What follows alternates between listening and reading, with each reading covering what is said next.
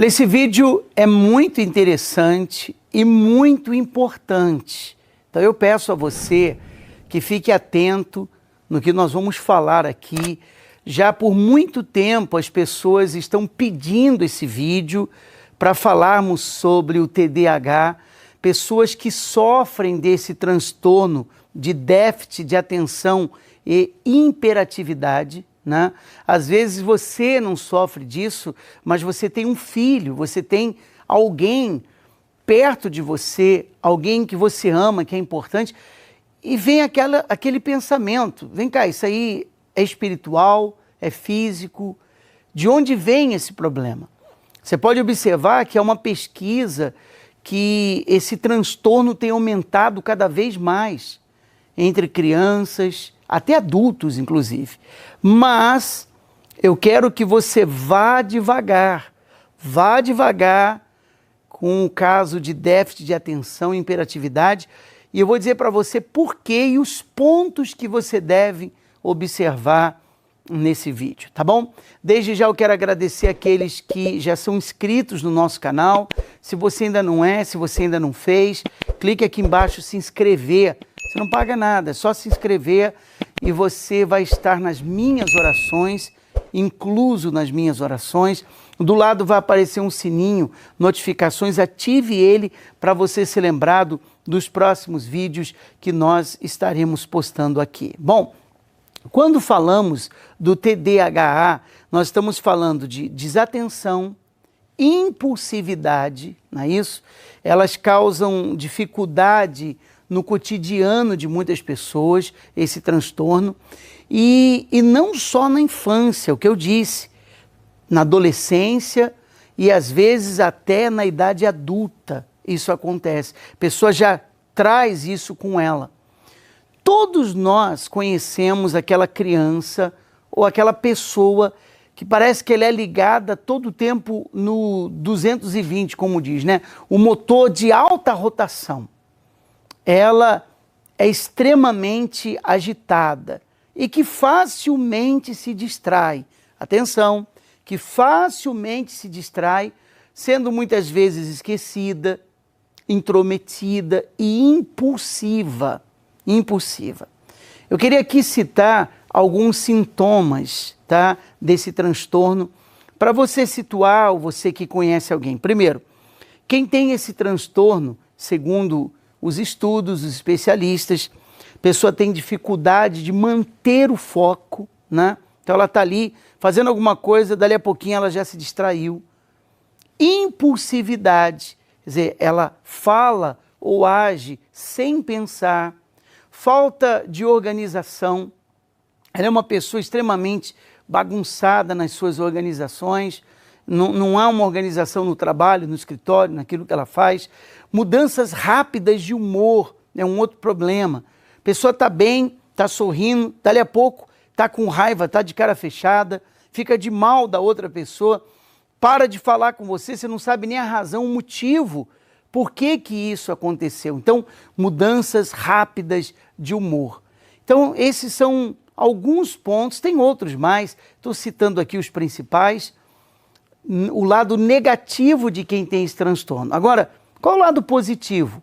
São pessoas criativas, extremamente criativas, e pensam fora da caixa, ou seja, elas têm uma visão ampla, diferente de outras pessoas.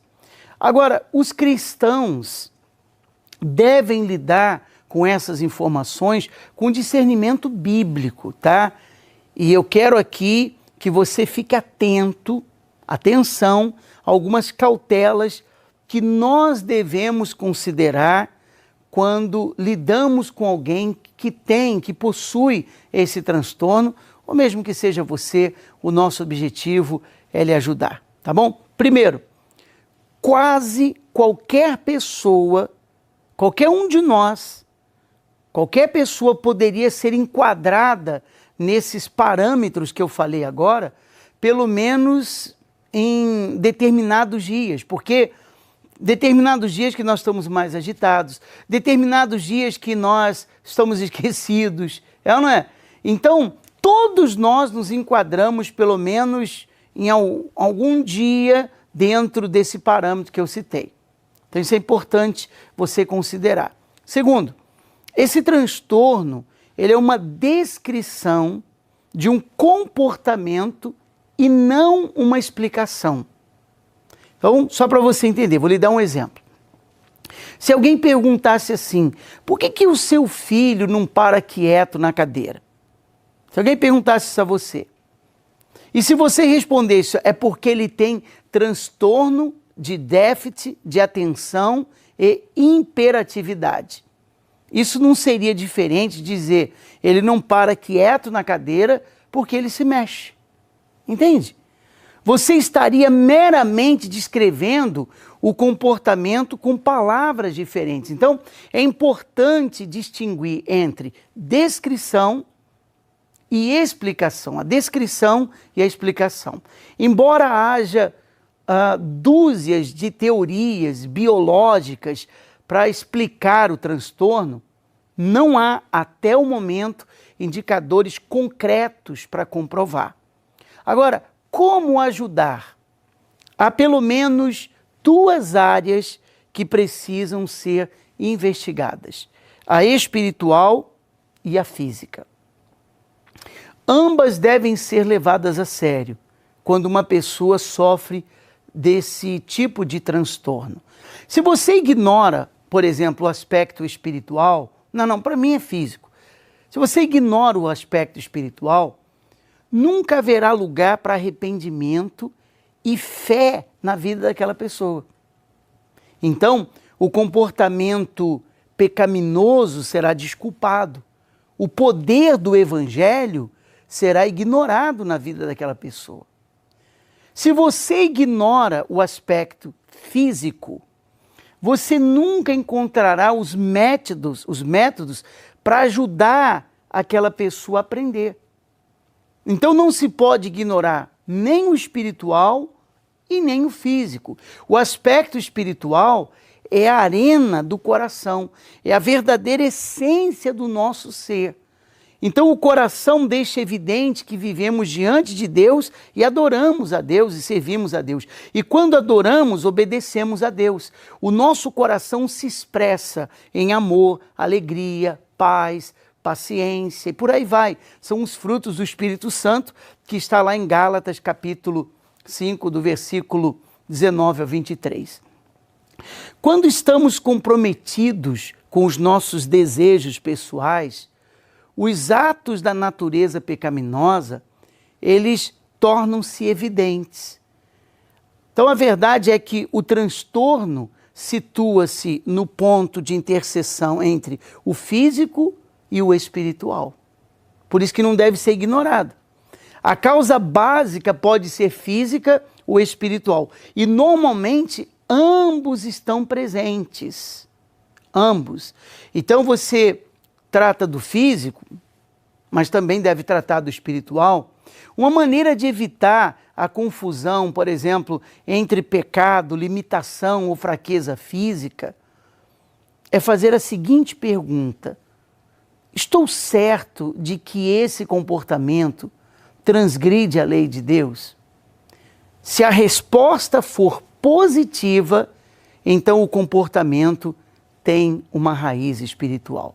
Trata-se claramente de um problema espiritual, tá? Problemas físicos não forçam uma pessoa a pecar, mas ele certamente influencia o comportamento. Isso é óbvio. Além do mais, eles podem ser confundidos com problemas espirituais. Então, às vezes a pessoa tem um problema físico, né, um transtorno físico, e ele pode ser confundido com problemas espirituais. Por isso que é importante trabalhar os dois. O tratamento médico, quando o problema persiste, que afeta de modo significativo a vida cotidiana da pessoa, é recomendável buscar essa ajuda física, essa ajuda médica, essa orientação médica. Isso é importante. E não é falta de fé, não. Quero deixar isso claro aqui. Você que é uma pessoa da fé, Eu quero deixar isso claro. Há alguns problemas que provocam sintomas semelhantes, tá, ao desse transtorno de déficit de atenção e hiperatividade. Por exemplo, problemas de tireoide. Eu não sou médico, mas problemas de tireoide e um bom exame médico pode eliminar essas possibilidades. Mas também existe, é apontado.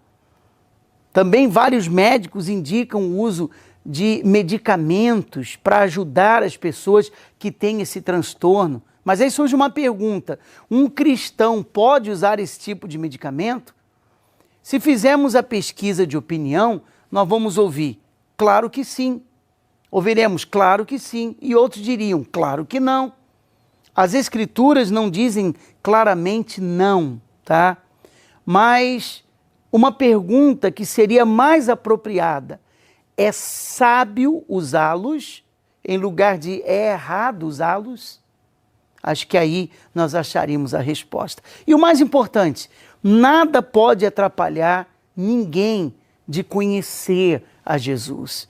Uma palavra de encorajamento para todos que têm, tá? Você que me assiste e você tem alguém que sofre com sintomas de transtorno de déficit de atenção e hiperatividade, você precisa adaptar os ensinos bíblicos à capacidade para eles receberem.